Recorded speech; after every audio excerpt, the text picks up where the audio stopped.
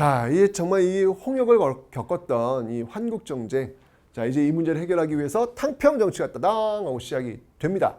영조와 정조인데 여러분 뭐 잘 알고 있겠지만 영조는 또 아픔이 있어요. 바로 그의 아들 누구? 사도세자. 사도세자가 결국 뒤주에 갇혀 죽고 그 뒤를 이어서 그의 손자 정조가 왕에 오른단 말이에요. 근데 이게 아버지가 아들을 죽였단 말이에요. 그것도 그냥 죽인 게 아니라 뒤주에 가둬가지고 일주일 동안 물도 안 먹이고 음식도 안 넣고 해서 죽인 거란 말이에요. 무섭지 않습니까, 여러분들? 아버지가 아들을 죽인다. 와. 근데 여러분, 정치인과 아버지는 좀 다른 것 같아요. 조선의 왕과 그 왕이 아버지잖아라고 하는 개념은 좀 다른 것 같아요.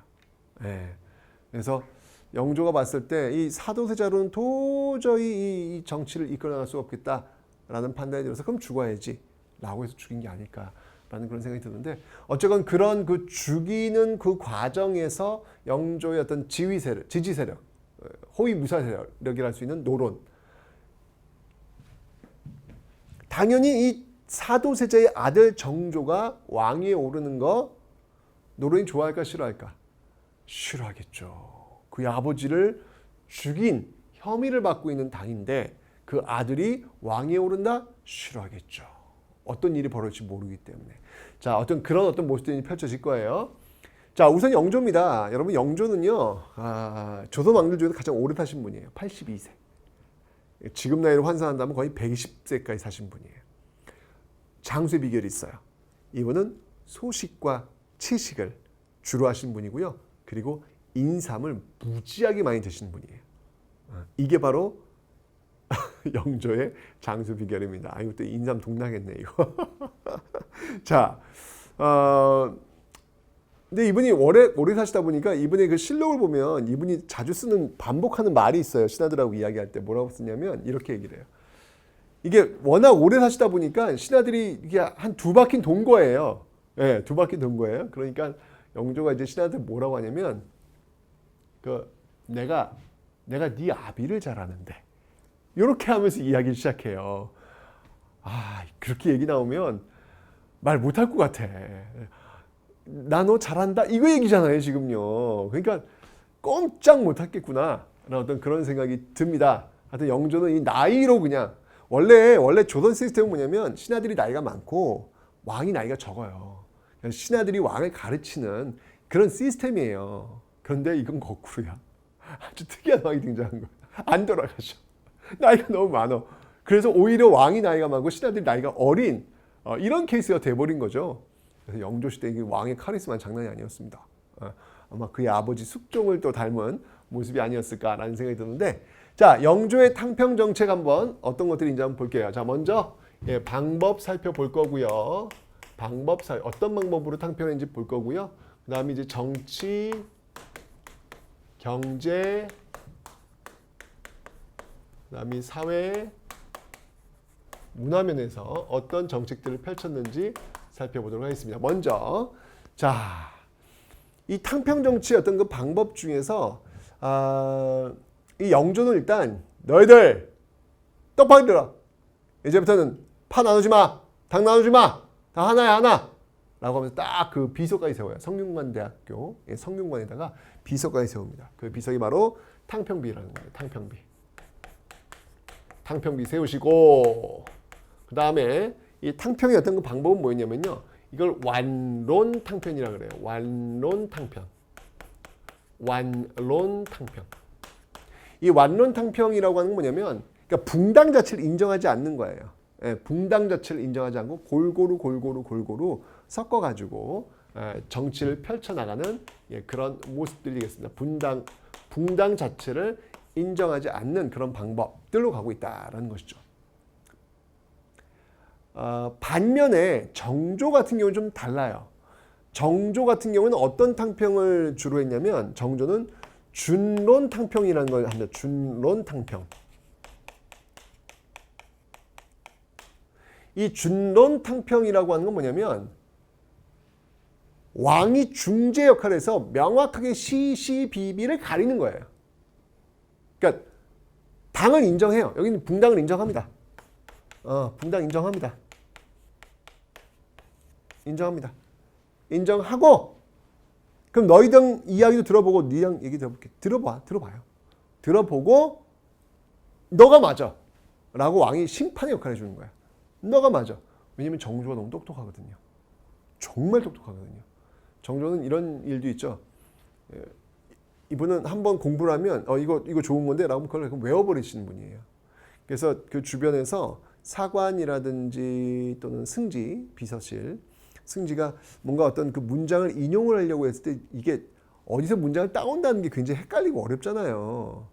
끙끙대고 있을 때 정조가 이거 참 어느 책, 몇 쪽, 몇 번째 줄에 어떤 문장이 있으니 그 문장을 쓰도록 하여라 라고 이야기를 해줄 정도입니다. 그럼 이제 승지나 이제 사관들은 에이 그 앞에서 전하 성은이 망극하옵니다 라고 이제 문 나와선 에이 말도 안 돼 어떻게 그걸 다 알아 라고 이제 책을 펴보는 거예요. 웬일입니까? 어느 책, 몇 쪽, 몇 번째 줄 무엇이 있다라고 했던 게 정확하게 맞죠. 이 정조는 너무 똑똑해요. 너무 이런 왕이 있었나라고 생각이 들 정도로 너무 제가 영조 같은 경우에는 내가 자네 아버지를 잘 아는데 이렇게 얘기한다고 했잖아요. 정조가 주로 쓰는 문구가 있어요. 신하들 얘기할 때. 뭔지 아세요? 이거예요. 공부 좀 하시게. 신하들 보고 너무 신하들이 바닥이야. 정조가 마음에 안 들어. 맨날 하는 말이 아이고 공부 좀 하시게. 공부 좀. 이렇게 이야기할 정도로 너무 정조가 똑똑해요. 어쩐지 그런 모습을 통해 가지고 정조가 이제 이런 것들을 따박따박 정리해 주는 거예요. 그래서 준론탕평 어떤 모습들로 가고 있더라라는 얘기죠. 그러니까 붕당들이 정신 똑바로 차려야 돼요. 책임 정치. 그러자면 바로 그냥 정조가 지적들 나오니까. 그죠? 이런 모습들이라는 거 기억하시면 되겠습니다. 자, 이제 영조와 정조 좀 따로따로 나눠서 정치, 경제, 사회, 문화 어떤 것들인지 한번 볼게요. 자, 우선 영조는요, 기본적으로 이 산림, 아까 송시열 같은 인물 있잖아요. 예, 산림을 인정하지 않아요. 산림을 인정하지 않아요. 뭐 그렇겠죠. 나보다 나이 많은 사람 나와봐. 이러니까 뭐 산림 인정하겠습니까? 이 산림이란 그 유학 계열의 그 당 계열의 어르신인데 이미 그 어르신의 할아버지야 영조는. 그러니까 이게 인정되지 않는 거예요. 그리고 그 서로 그 끼리끼리 모여 있는 그 서원. 옛날에 서원은 인재 양성에 굉장히 중요한 도량이 되었는데 이제는 아니죠. 이제 오히려 역기능을 작용하고 있는 것이죠. 서원을 정리하는 모습들 있습니다. 이 서원 정리 같은 경우 여러분 나중에 흥선대원군 때, 흥선대원군 때도 여러분들이 아마 이제 만나시게 될 겁니다. 기억하시면 되고요. 그 다음에 이조 전랑 있죠. 이조 전랑 때문에 왜 붕당도 나뉘고 서로 인사권을 갖고 있는 난리가 났잖아요. 그래서 전랑의 권한을 힘을 빼요. 약화시키는 어떤 그런 모습들, 그리고 개혁을 주도하기 위해서 경국대전의 속편이라 할 수 있는 속대전을 단행하는 모습들이 나타나고 있더라. 경제에서는 여러분들 이 균역법이라는 걸 시행합니다. 이거 나중에 제가 설명드릴 거예요. 균역법은 뭐냐면 옛날에 이제 군대를 안 가는 방법이 있었어요. 포를 내면 군대를 안 가요. 1년에 2필 정도. 근데 이 균역법은 뭐냐면 1년에 2필이 아니라 1년에 한 필만 내도록 하는 거예요. 와우. 1년에 한 필. 50% 세금을 깎아주는 거예요. 어마어마한 거죠, 여러분들. 그죠? 이런 것들을 통해서 감면 정책을 통해서 백성들이 좀 더 잘 살 수 있도록 도와주려는 어떤 그런 모습들이 있더라라는 거 봐주시면 되고요. 그 다음에 사회적인 면에서 뭐가 있냐면요. 이때 여러분들 이 영조가 했던 방법 중에 하나가 대표적인 게 바로 이때 그 청계천. 네, 지금 서울에 여러분 청계천 있잖아요. 예, 이 청계천 준설 작업을 이 영조가 합니다. 청계천 가시면 여러분 영조 떠올리셔야 돼요. 예, 그 청계천의 물길 뭐 이런 것들을 맨 처음에 정리했던 왕이 영조입니다. 영조. 그 다음에 신문고. 신문고를 다시 부활시킵니다.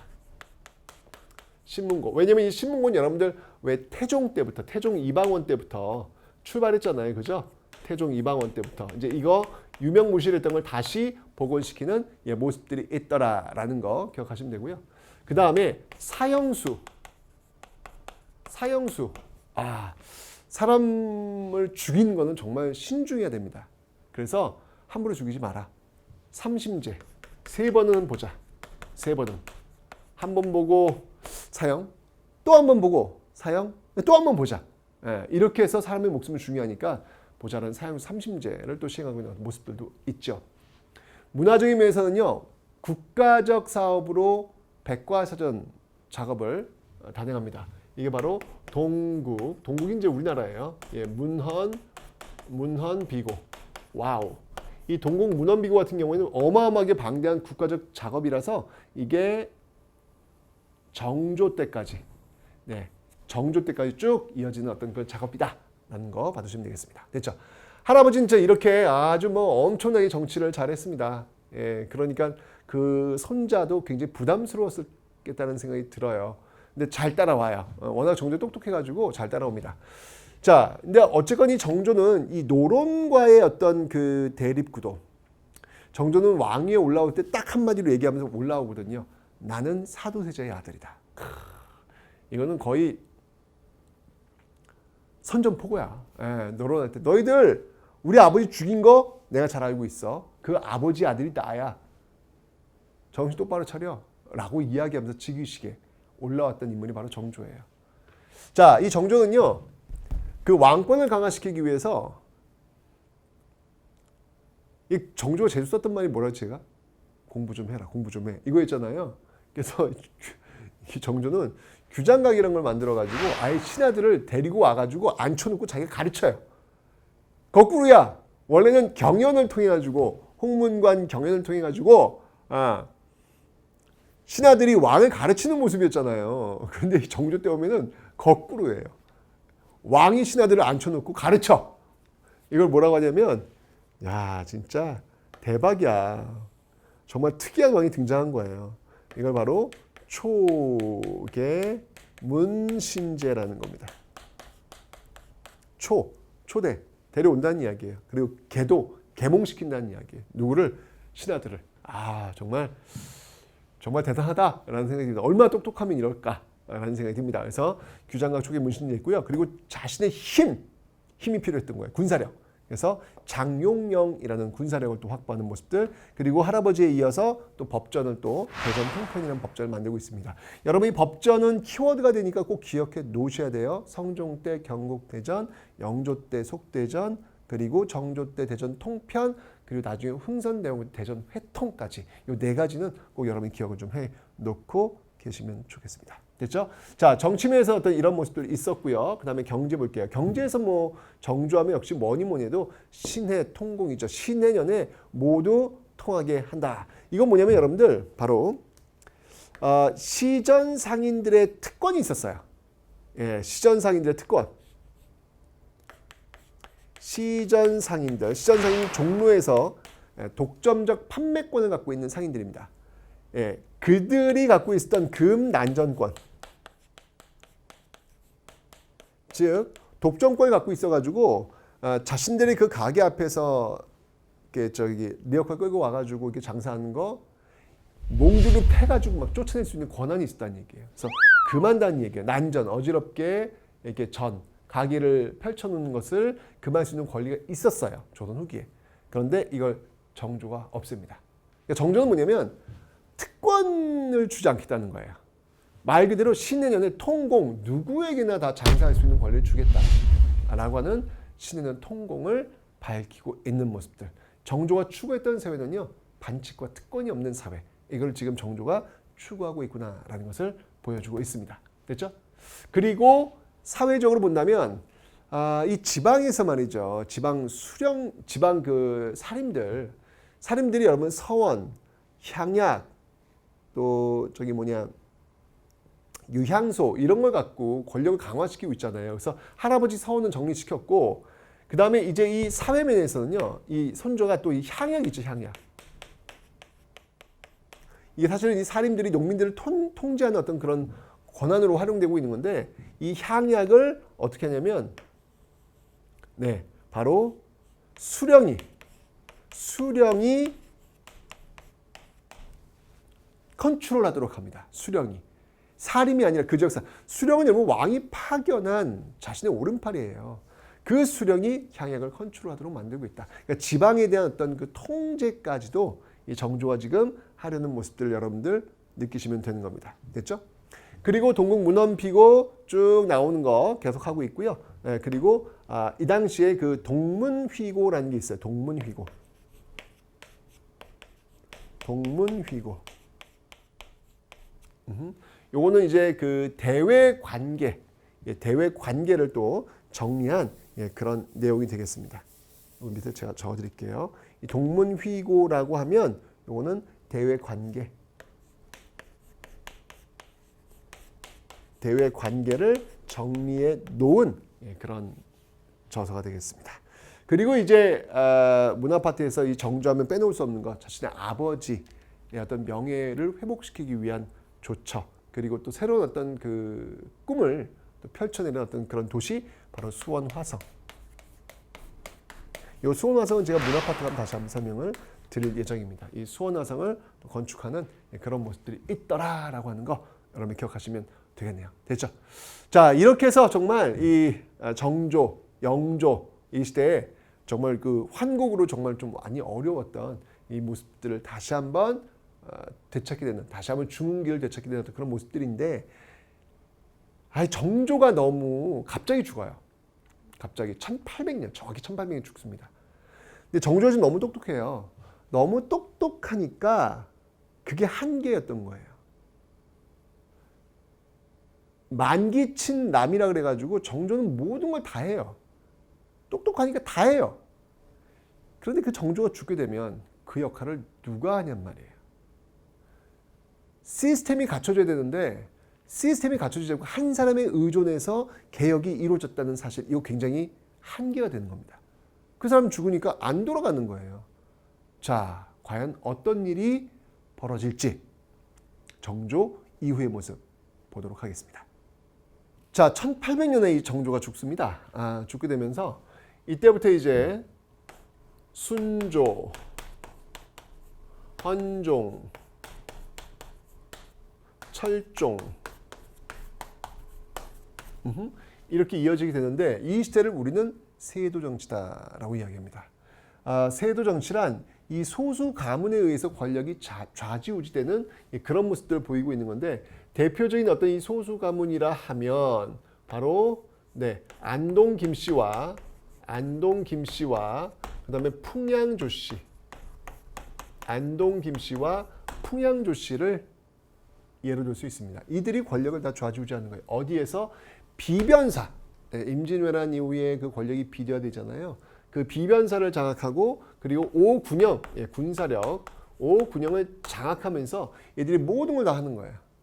자, 이때 어떤 그 부작용들이 발생하냐면 바로 이 매관매직, 관직을 돈을 주고 파는 거야. 이러면 이건 끝난 거예요. 이건 이렇게 되면 그 관직을 돈 주고 샀어. 그럼 돈 주고 쓰면 돈을 뽑아야 될 거 아니야. 그러면서 농민들을 쥐어짜는 거예요.